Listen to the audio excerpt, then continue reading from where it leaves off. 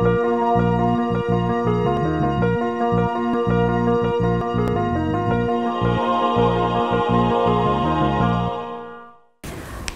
бе, құрметті оқырман.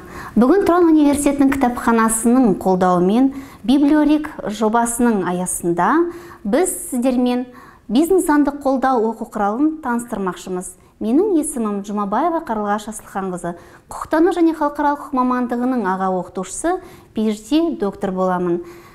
Бизнес заңды қолдау оқу құралы Қазақстан Республикасында кәсіпкерлік қызметтерді, қоғамдық оның реттелуін, дамуын, нығаюын бағыттайтын оқу құрал болып табылады. Бұл оқу құралдың аясында студенттер, магистранттар, докторанттар, оқытушылар бизнес заңды қолдау пәнінің түсінігі, оның қоғамдағы атқаратын рөлі және де кәсіпкерлік қызметтің түсінігі, түрлері, нысаны, кәсіпкерлік қызметтің объектісі, кәсіпкерлік құқықтың объектісі, кәсіпкерлік құқықтың субъектісі, кәсіпкерлердің құқықтары мен міндеттері атты, сонымен қатар мәмілелер, олардың түрлері, бір жақты мәміле, көп жақты мәміле дегеніміз не, шарттар, бір жақты шарт, екі жақты шарт, көп жақты шарттар деген ұғымның түсініктері, сонымен қатар салықтың, оның қоғамдағы атқаратын рөлін және де сыртқы экономикалық саясат тақырыптарында осы оқу құралдың ішінен